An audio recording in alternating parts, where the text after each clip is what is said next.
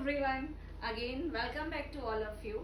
So today we are going to start a continuation with the previous topic that we were studying in this chapter, that is the principle of inheritance and variation.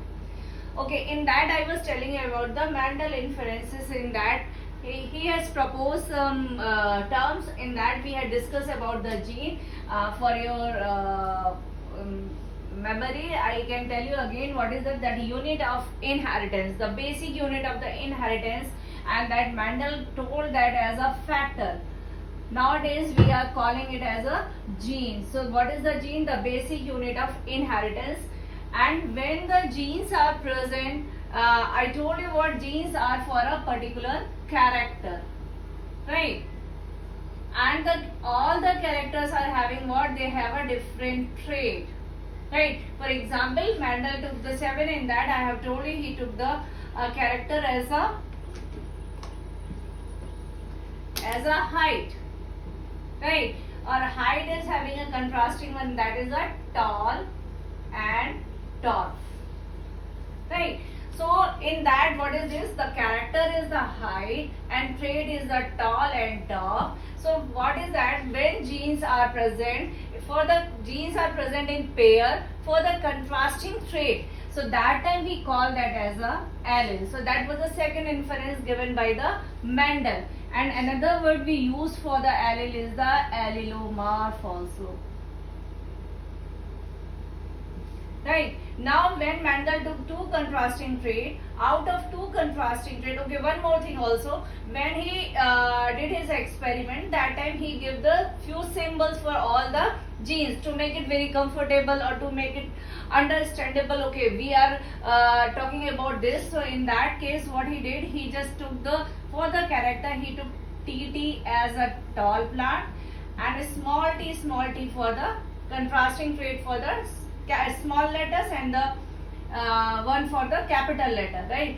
So out of two contrasting trait, the character which is going to be shown in the next generation, that we call as a dominant trait of that character, and the character which is not showing, that we call as a recessive trait. So these were the again third and fourth inference that was given by the Mendel. Now this is what I have told you earlier also, genes are present in pair form, right? Now point is this, when we are talking about the genes are present in a pair form, how we can say genes are present in a pair form? Now you know very well genes, if we talk about the genes, so there is what this is, if this is a cell is having a nucleus. Inside the nucleus there is what? There are the chromosomes. In chromosomes there is what? There is a presence of a DNA. DNA, you know very well, DNA is what? Double helical structure. Now what is there? The things which are present in one helix, or the genes, or genes is actually what? A combination of a base pair. You have studied in the 11th class also. What was there? If we talk about the DNA structure, in DNA structure there is the presence of a base pair, and that base pair, group of a base pair, we call it as a gene. And genes are assigned for a particular character. So this is the meaning. Now when we talk about the DNA, so you know very well, earlier also I have told you, DNA is what? Double helical. It means whatever base pair, and these are what? These are the anti-parallel to each other, complementary to each other. So the base pair which are present, the complementary one is present in this way.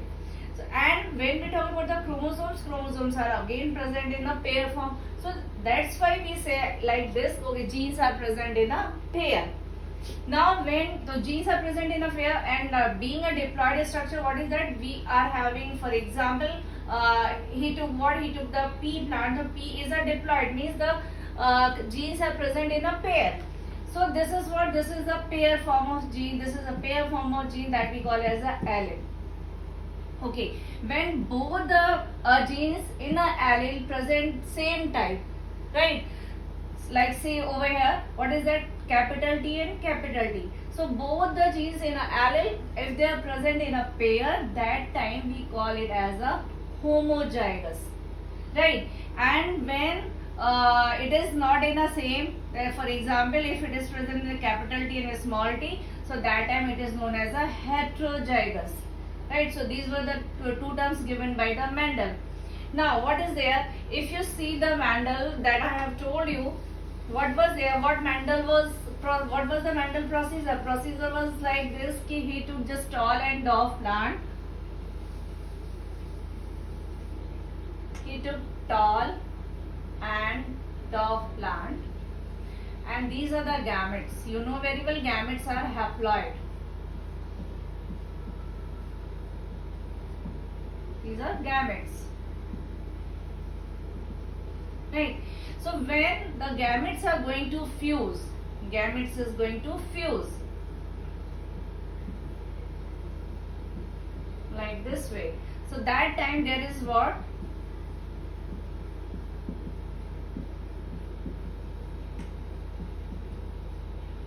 So this was a tall plant and this was a dwarf plant of P. Right, parent is there and this one is the F1 generation.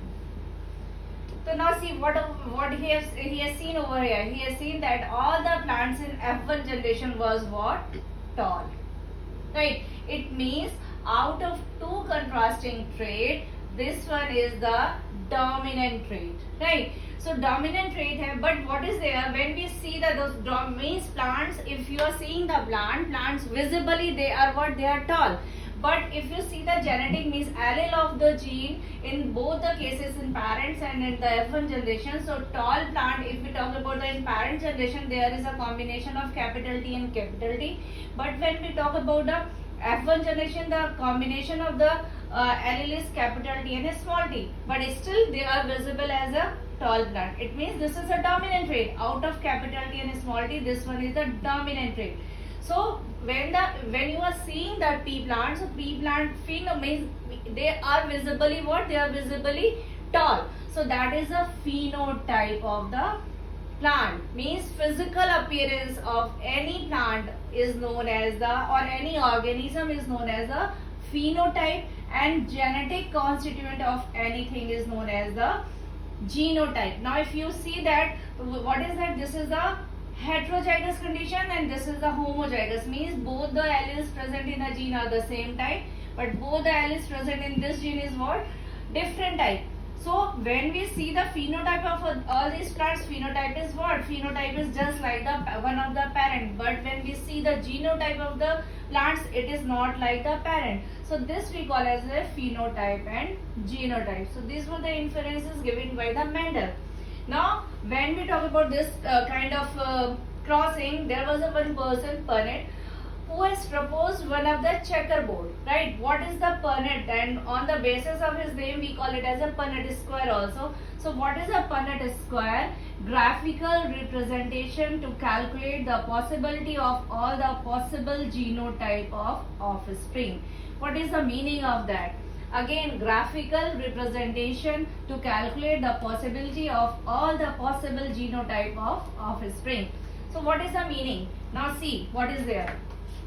How we can, now there is what, when we are going to cross like this, maybe there is a confusion, but when we go through the Punnett square, we are 100% sure what is going to be obtained. So what is that? We call it as a checkerboard also. Now see, there are how many gametes? Capital T, 2 capital T and 2 small t. Now what we are going to do? We are going to make a square like this way and going to cross. So capital T, small t, capital T, small t, capital T, small t, capital T, small t. And now you know very well when we talk about this, so that time what is that? This is the graphical presentation. Graphical presentation. So this we call as a Punnett square. Now Punnett square can be proved by and it can be actually what is there when we see this. So again what Mendel did, Mendel crossed this F1 generation plant to among themselves. For example, this is what? This is the F generation plant, right? So capital T, small t, capital T, small t. When we are going to make gamete, so gamete is like this: capital T, small t, capital T, small t, right?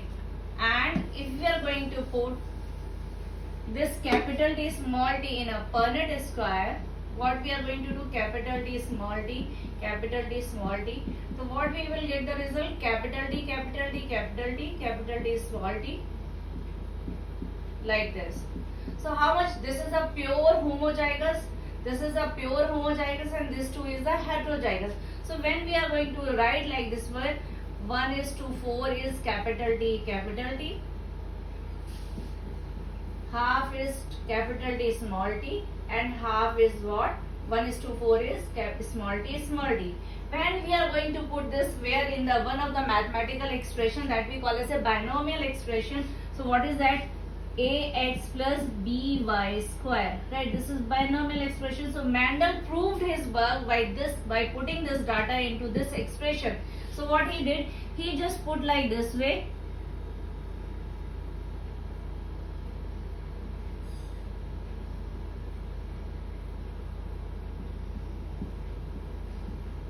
right? And when we are going to multiply, we will get the result like what,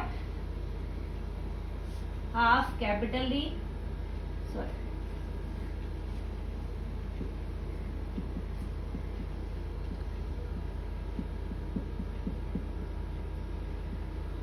so this was the expression given by the Mendel, and it was proved by a mathematical expression. So this we call as a Punnett square. Now what is that, when we talk about this Punnett square, so by this Punnett square we can calculate the genotype actually. What is the genotype? By seeing the homozygous or by seeing the allele condition. But by seeing the phenotype of any plant, it is not possible to calculate the genotype of that plant by putting into this Punnett square. So to resolve this problem, what Mendel did, Mendel take a cross, that cross is known as back cross, right? What is the meaning of back cross? So here again I am going to rub and make a very small flow chart. What Mendel did, cross, then he got this one, F1, right? And this one is what, this one was the unknown that time, right? Now to know that what is this, this is the homozygous condition. All the plants that obtain in the F1 generation is the homozygous or heterozygous, because you know very well what is this, this is known as what, this, these are all of them is a long, means, or you can say tall plant, right? Tall plant. But we don't know whether it's a pure condition or a heterozygous or a homozygous condition.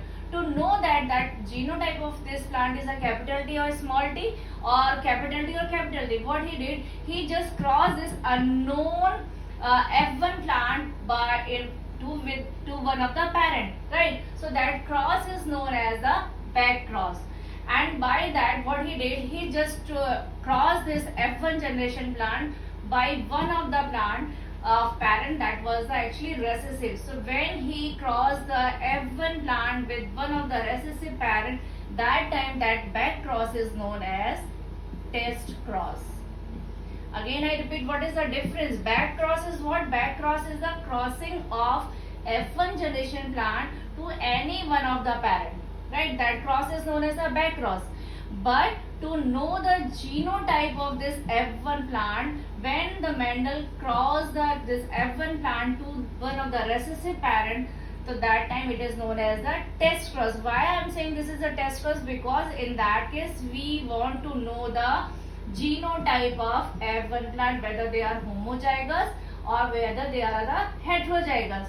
To know the possibility, what he did, now there are the two possibility of genotype, right? Now you see, if we consider it capital T and small t, so it is like this.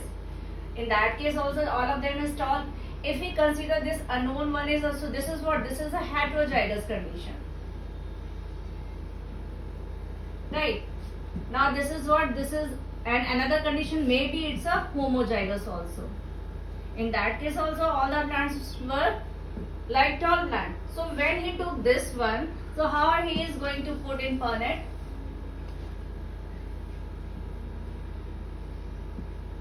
Now see, if the unknown one is a heterozygous, so when he is going to cross this F1 heterozygous plant to one of the recessive, in that case what will be the result? Result is like this one. Is it or not? capital T, small t, capital T, small t, small t, small t, and small t, small t. So what is that? 50% plant is the tall and 50% plant is the what? Dwarf. So this is what when the condition is the heterozygous. Now when the condition is homozygous, means this is what? This is the capital T or capital T.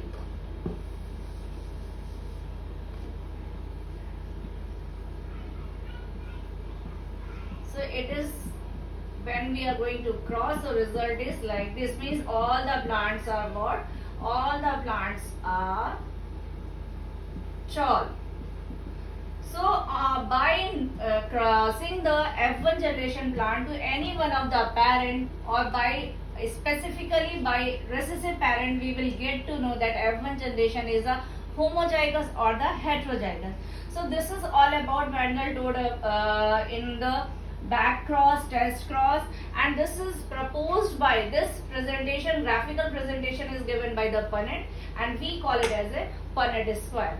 So today I am going to sum up with this topic only. In the next video we will talk about the one gene inheritance that was given by the Mendel earlier, and after that it was two gene inheritance also that Mendel did after lot of criticism. So I hope you will get all the things very clear, and if you are having any issues we can discuss it in by the call also. So thank you. Have a nice day.